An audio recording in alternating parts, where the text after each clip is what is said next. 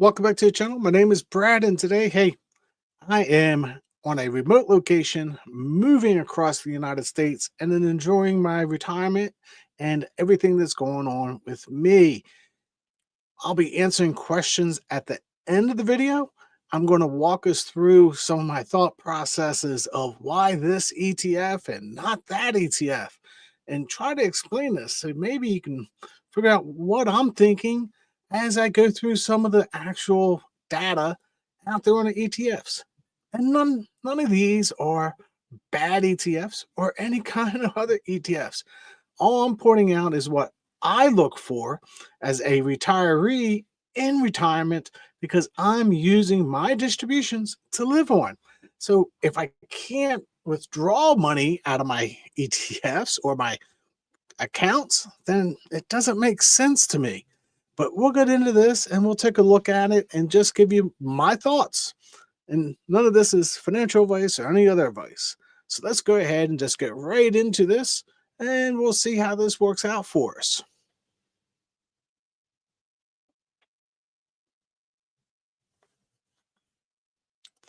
Let's go ahead and take a look at the chart. And the first one I'm going to look at real quick is XDTE. I used to own XDTE. I thought it was going to be a great fund, but due to how it's structured, I kind of figured out really early before Christmas and said, this might not be for me. And that's because they're using 1256 contracts to simulate that actual holding of the underlying with the poor man cover call. I'm just going to say it's interesting. Now, since they started rolling those contracts, you can start to see how that's actually flattened out their price. And that's what people refer to as NAV. And you see the total returns on the same chart. But I'm sitting there going, hey, it's not that bad. But every time we see a dip, maybe not something you want to get into, but actually looking at how they're rolling, and this is something that we need to keep in front of us because they're rolling these contracts and actually getting the gains and then paying them out in distributions, and it's flattened out the NAV. But let's see how this works until after this Christmas. And maybe this might be something that we relook at and say, all right, it's been doing very well and it's been flat because of how they're rolling their contracts. But you can see it's actually down 20% since December of last year. So that's the reason I'm not saying it's good, not saying it's bad. Maybe it's something we need to continue to watch and see how they continue to roll those contracts. The next one is XPay. And I just keep on telling myself, this is just one of those, it's paying you back 20%. You're betting that the market's going to go up 20% every year. It's really tax efficient how they're giving you money back, but they're not doing anything to gain you money. So there's other funds out there that might just do slightly better. And that's what I'm looking for. If we move on, we're going to look at SPYI, and this is price return. And we got a little bit of price history, 3 years of price history. And I look at that going, now that is something I can actually live with. Price history tells me, hey, look, it goes up in price over time. Now, I also came up with this whole entire rule of, hey, let's not reinvest unless it's 3.5% below my actual price. I think that's actually probably a pretty good rule because you can see those dips. It gets up and it dips 5%. It gets up and it dips 5%. So having some type of rule to buy the dips is probably what you want, especially in retirement. Now, for those not in retirement, you're just DCAing and rolling them, that's fine too. Totally two different aspects. Once you get into retirement, you want to lower that cost value as much as you can because having it at a low cost base just really gives you that peace of mind. Take my QQQI, which is my next one I'm looking at.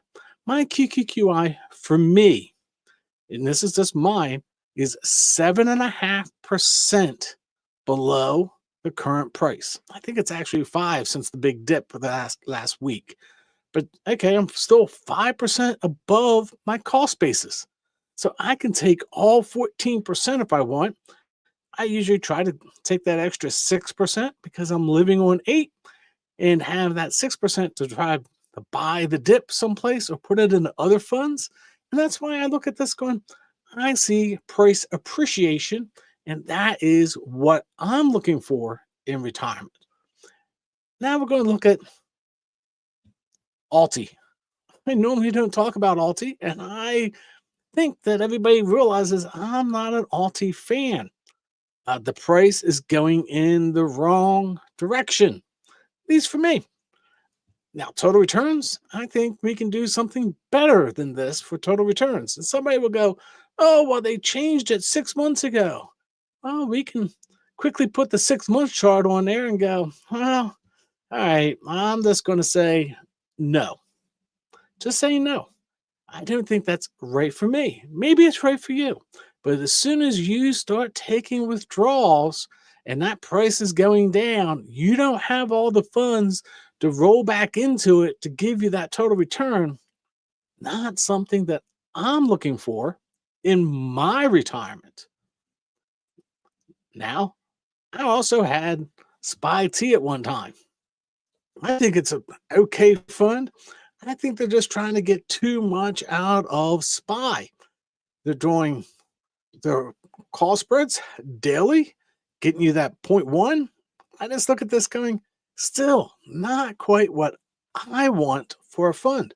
I don't see the price appreciation, just a little bit, that I really want in a fund. I just don't see it. So why should I buy something like this? Because it pays 20%? I only want 8% to live on. Having 12, 14, even 17 is okay.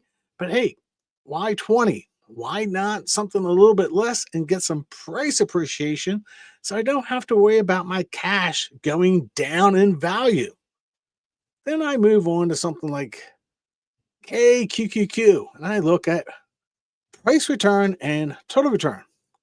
Okay, so I'm sitting here going, wait a second. Price return is up 20%. Total return is up 35%. And wait a second. I must be missing something. Let's go to 1 year. Oh, price return is up 8%. 8% up. Not negative. Up. So my money is not depreciating in value, but appreciating in value. I kind of like that. Total returns 20%. And if I go back and go, yeah, total returns 10. No. Total returns 15. No. No. I didn't put that. Neos price return. Yeah, total return 19%, but price return down 23. No. Yeah, I just keep on looking at these going, no, I want price return just enough to know that my actual investment is going up in value ever so slightly and some total returns. Doesn't have to be much. Just let me get my 8% without me actually losing my capital as we go. We're just picking these apart one by one. And we're going to look at QDVO. Hey, QDVO is giving me price return and total return. These are the type of funds that I'm looking for in retirement. Now, there's all type of investors. If you're just doing rolling it over because you're not taking any distributions, totally different story. Totally different story. I'm just looking at these funds going, what funds give me price appreciation and what funds give me negative NAV? I see the price going down. That's not for me. It's just not. I just look at it going, no. So that's why I go through these, every so often, probably about monthly, and let's take a look at them. And trying to get my core basis on ones that go up in value over time or have demonstrated them being able to go up in value over time, not going down in value over time. That's just the way that I do it. There's other people out there with other investment strategies. And hey, that's them. They can do exactly what they want.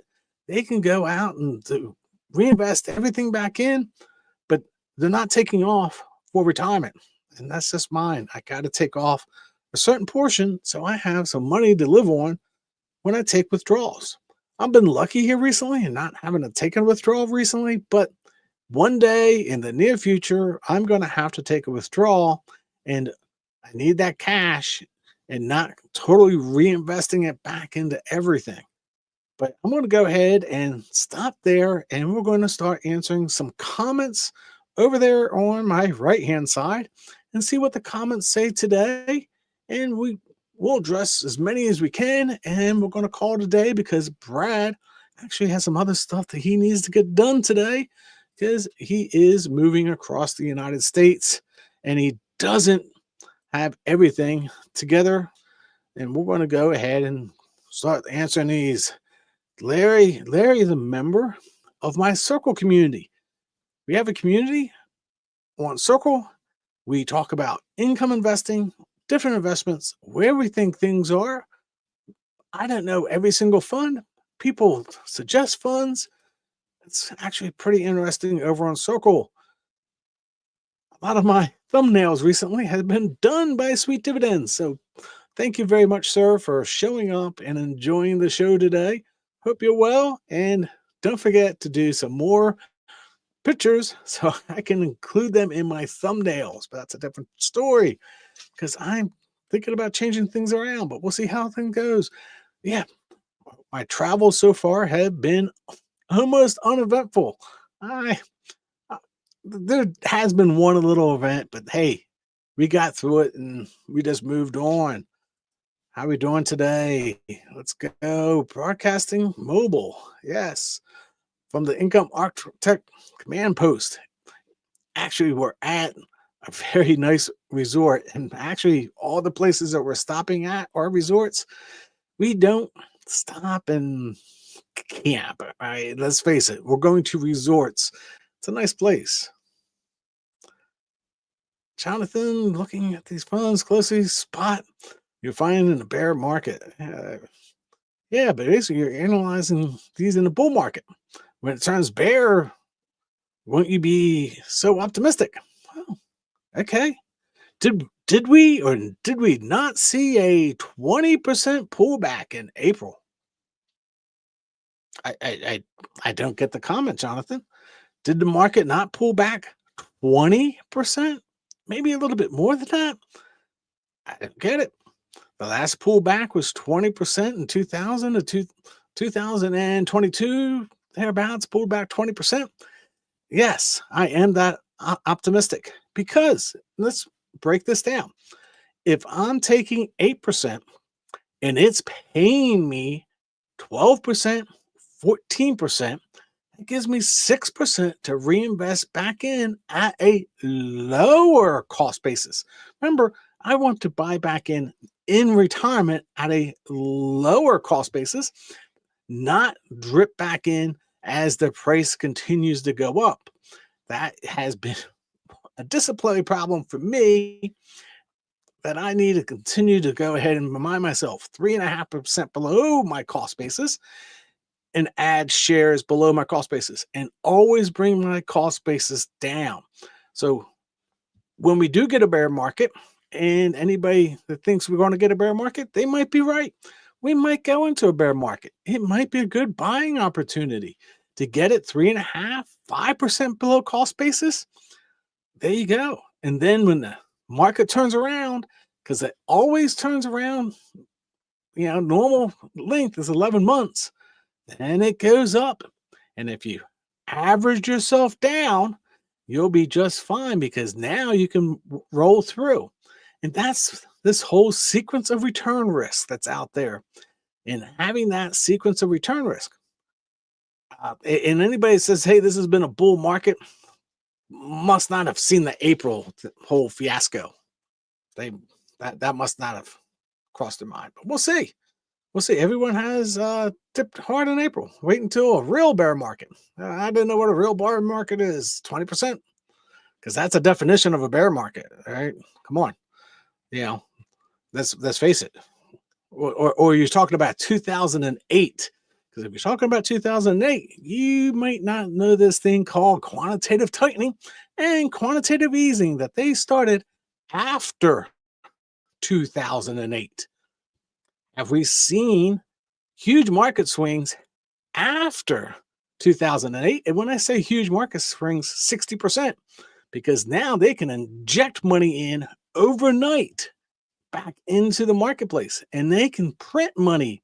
They weren't able to do that before. I think people just have that misconception that they think the market goes down 20%, they're going to pump money back into the market. That's what they're going to do. If they don't, it's going to fail. And if it fails, forget about it. You're not going to retire because your Social Security is gone and everything else is gone. I mean, they're literally sitting in Congress and Senate arguing about the whole Affordable Care Act, and you think that they're not going to pump money into the market? I think somebody needs to just think about that a little bit, right? And yeah, so any updates? So until they get back to work, NEOS is not launching any new funds. I'm just going to go ahead and tell you that. Troy said it. No new funds until the government starts working again, because if a new fund comes out, the SEC can say, roll that back, and they give you back all your money, because the SEC has not made comments. But as soon as they do, I know that NEOS is going to come out, at least with the Ethereum is the next one. Yeah, sweet dividends. Keep them going. I want to know, what do you think about IAUI? Gold exposure. Own it. I actually have KGLD2 also. Own gold. Why not own gold? There you have. I own gold. I own Bitcoin. I have business development companies. I have a bunch of different things, not just cover call ETFs. So IAUI, I like it. I actually like KGLD from Curve a little bit better, just because they have a beta of 1, delta 1 configuration. That's the reason why I like that one a little bit better, but I own both. Because which one does better? Well, let's talk about that real quick. Because on the NEOS Gold Fund, when they had the whole big price go up and price go down, you didn't get the same price fluctuation as you did with the Curve Fund, because the Curve Fund actually tracked their beta is close to a 0.7. Big difference between a 0.7 beta and a beta of 1, depending on what you want to try to accomplish. But hey, I think you should have gold exposure. Actually, that was just a post in circle. I think gold exposure is something everybody should have, right? Really love the thumbnail, right in the rule. Well, that is sweet dividends that did that for us. Frank, how are we doing? I'd rather have price appreciation and lower yield in retirement. That's exactly it. That's why I've eliminated some. I even showed funds that I made the mistake. I was in XDTE, and I went, nah, there's something here that I don't like. Got out of SPYT. Didn't like that one. Got out of GIAX. Now, GIAX is interesting because come November 24th, they're going to change their strategy so they can have more price appreciation in the strategy. They're going to be doing put spreads, and they're going to go to weekly. Don't know if everybody caught that, but I'm just going to go ahead and say, let's see how this actually works out once they go to put spreads on the single stocks and call spreads on the indexes and go to weekly. We'll see how GIAX works out. And hello, how we doing? We see you guys all the time. IDVO and for international. Now, I don't dabble too much in the international, but I can understand why people are dabbing into the international. Gets you kind of away from just relying on the US and US stocks to make income. And it's actually a fairly good play if you've been watching that. But that's all up to each individual. Maybe they like them, maybe they don't like them. I don't know. I just haven't dabbled in it personally. Not saying that you should or you shouldn't, but there's like the permanent profile, a permanent portfolio, and it's like 25% international, 25% gold. There's whole portfolios out there, and I might do a video one day of building those out using Neos funds and Curve funds and show that to everybody that, hey, you can get this 8% on, or be able to use 8% using some of these profiles that, or portfolios that have been pre-built by other people a long time ago with asset allocations. And again, that's all about your asset allocations. I mean, State Street comes out with all theirs on all the different sectors. Maybe you want to play a sector. And I do hold some of those too. I own a couple of the State Street, have the REIT one, and I have the one on energy from State Street. Hey, did you ask how or why there's no options available on KQQQ? Hey, that he doesn't do options. That's based on SPYI.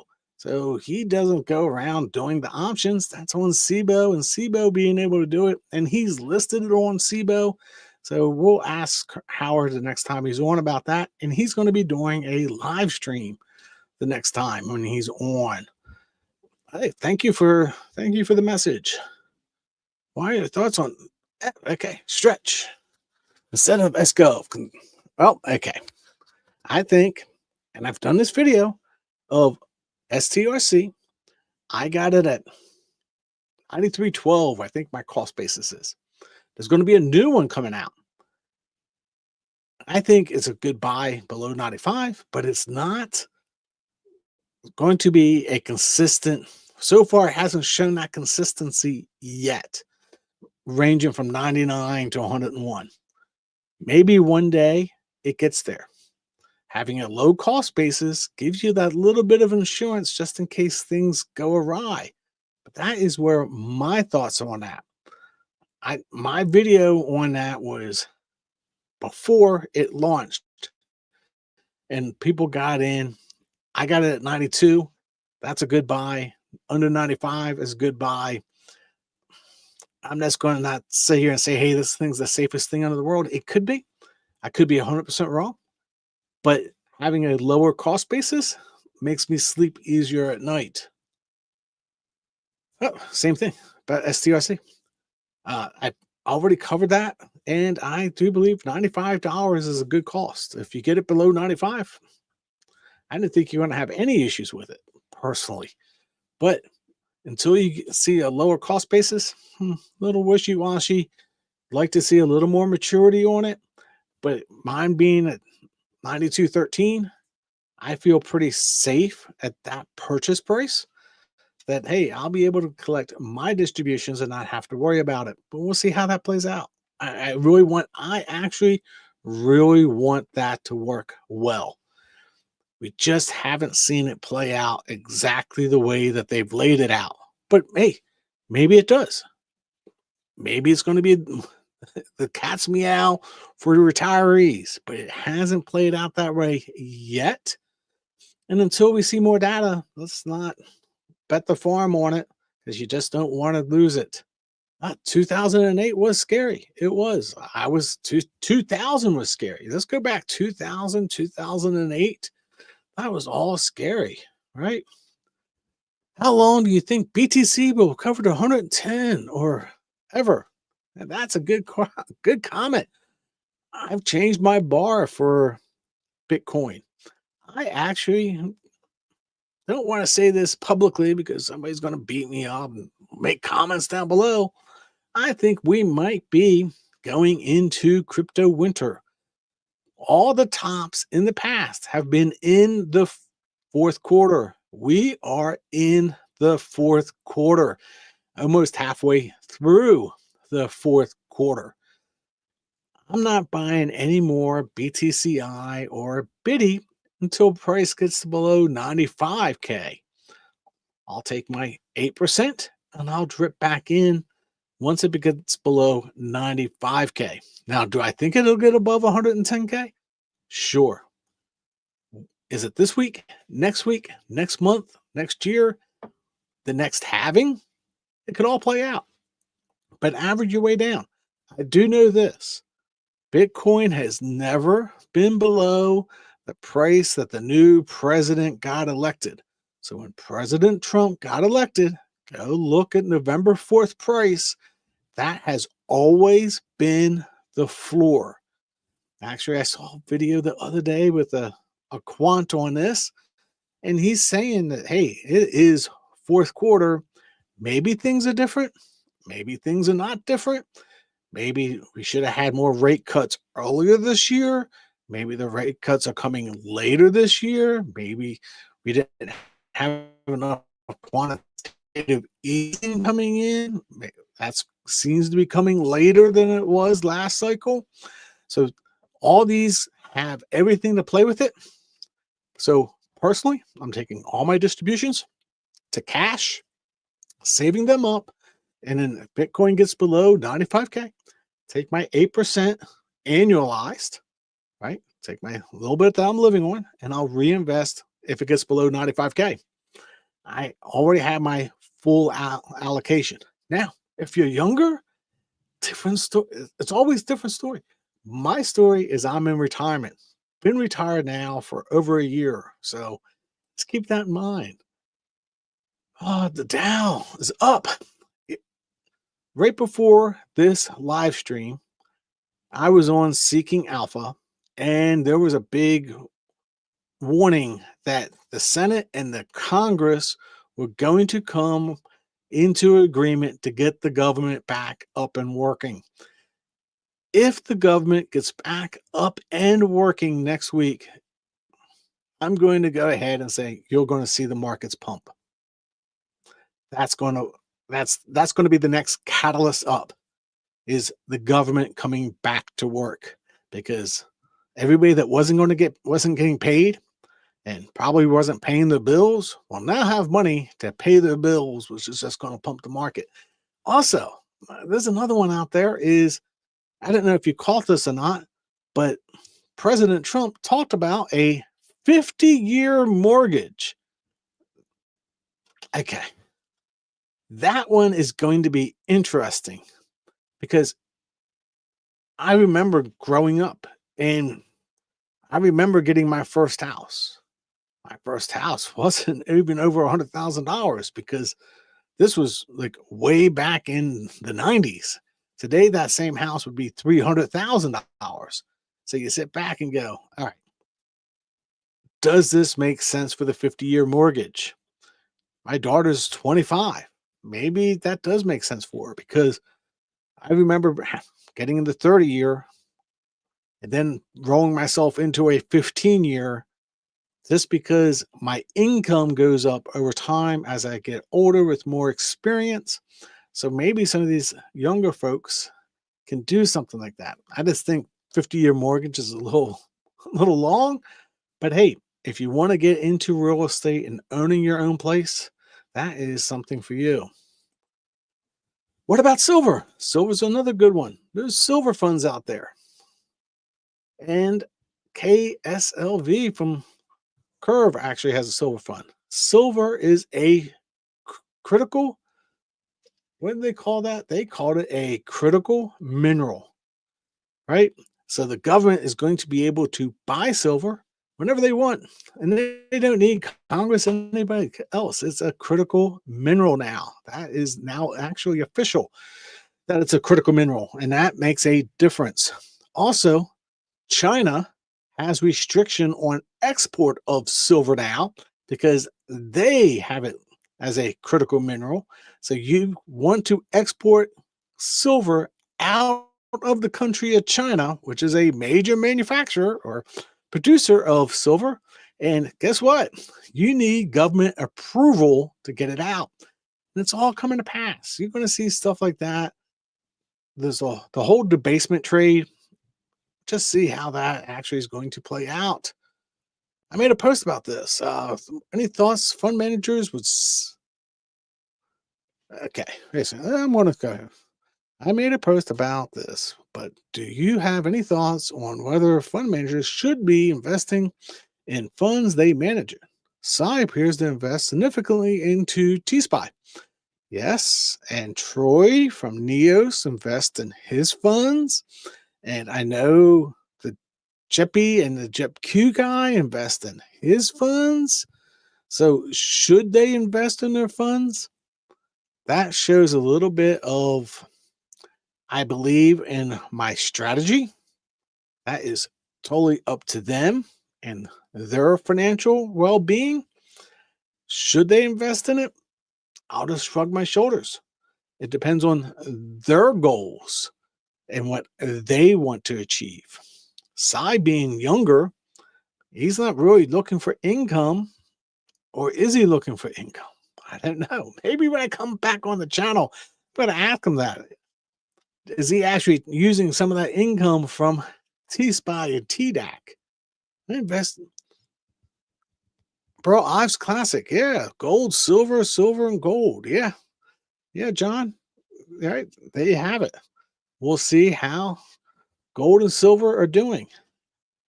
Thoughts on BDCs? BDCs are getting beaten down. I personally have said, come the next rate cut, I will start buying back more BDCs as they're beaten down. I think they might have already seen the bottom, maybe, but I will be investing back into my BDCs. Right now, I'm taking every single penny the BDCs are paying me. I take everything. I've never, ever reinvested in my BDCs. So eventually I am going to have to start buying some of those, especially that they're below my cost basis right now. Thank you, Mary. Safe travels. Any blocks? I have blocks. It's a little more risky. It's based on that cryptocurrency. If you can accept the fluctuation, blocks might be something to look at. Right now, blocks is still above my cost basis. So unless it's getting 3.5 below my cost basis, I don't reinvest back into it. Agree on Bitcoin. Yeah, Bitcoin's a good one. Funny that max total bell ringing. Everyone was predicting. Yep. So actually, the CEO, I actually should do this. I have him on camera. 150 and 80 was his prediction. He went both sides, just like me. If you watched me on Retire on Dividends, I said 150 and 80 because it might go to 80 and it might go to 150. Don't know. Just put it like this. If it's paying 28 and 24%, and I'm only taking 8% of my original investment, I have a good pile to buy it as the price gets lower. And that's always important. Price getting lower. 69.9. That's when, if that is when President Trump got elected, then that probably is the new floor. Thoughts on the impact of BTC with stablecoins of success? That gets a little more into the. Oh, that's another whole video for another whole day. I think there's a lot more to this behind the scenes, and I'm not putting my tinfoil hat on today, but there's a lot more to that. There's a lot more onto that than what people think. Why not go for a 100-year mortgage? I know. Tell me about it. Look, it's not me that came up with this, right? I'm not the one out there suggesting it. But I can understand that somebody being 25 or 30 years old might not be able to do a 30-year mortgage the way that actual things have changed and inflation has changed everything. But I know if you get the house at 25 and you make the payments, and then as your income grows, you can actually take that and roll it into a 30-year and then roll it again into a 15-year. I went from a 30-year to a 15-year when I had a house. My income increased over those years. So when the interest rates dropped, I was able to roll it, reduce it by 15 years and reduce my payment. Actually, that's actually a good one. I reduced my payment. I took half the years and reduced my payment, but I already had been paying in the house for multiple years. Brad, your rule 3% below your cost basis, then start reinvesting. Yes. It was 3.5 is what I came up with. 3.5. As far for BTCI, would you be doing the same thing or waiting to hit the mid-90s? I'm not BTCI. I am not buying any more Bitcoin until it's 95K. That's when I will start buying back into Bitcoin, taking my 8% and buying at that 95K. And if it never gets to 95K, so what? I'm still able to take all my distributions and save that cash. But I want to wait for that to get to that. The other one is Ethereum. My new Ethereum target, I already own some of ETTY. I want Ethereum to get down to 250K. 250K? $2,500. Added a couple zeros there. $2,500. I also got some of the Solana. 36% payer on Solana. I think my next purchase of Solana will be at $100. If it doesn't get to $100, no big deal. Take my 36% and I'll stack the cash. Once it gets down to $100, then I'll invest back in. Right? I think that answers your Ether. I was going to ask about stable coins. I think once I get to my final destination, which is next to my daughter, I'll be within driving distance to my daughter's house. I will do one on stable coins and Bitcoin and everything that the government is doing behind the scenes that you may or may not know that's going on. And we'll see how this plays out, because I think there's a whole lot going on there that we're going to see come out next year. I think that's going to be a good one, right? What does Alan? 50-year mortgage, tons of sense back when the interest rates were super low. Yeah, you can see what happens, all right? Do you think living longer than your mortgage? That might be, there's a lot of truth to that one too, right? And government shouldn't be used the time to pay down debt, 50 years of trust. Yeah, I mean, there's been comments about 50-year treasuries for defense, and there's a lot of stuff still going on out there that needs to still get played out. And we'll see how that plays out over the next few years, about how these treasuries are going to go out, how treasuries are being backed, is what stable coins have to use to back them. Except, Tether moved out of the United States and it's down in like El Salvador. That's a whole different conversation. And there's a lot more to this, where these stable coins are based at for treasuries and having to hold treasuries in them. And you got the President Trump coming out with his own stable coin very conveniently. Then, there's a lot to it. There's a lot more to this than what meets the eye.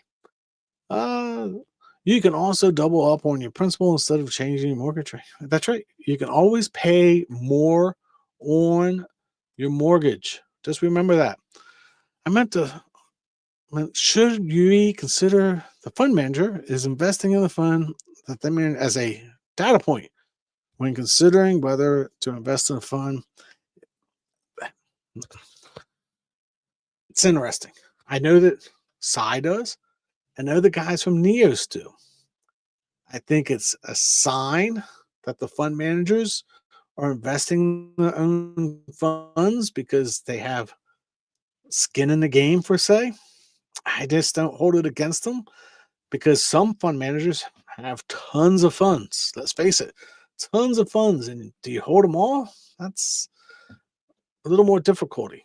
But having the fund manager come out and say, like Troy and Cy from Tap Alpha and Troy from NEO say that they hold the funds, that actually does matter.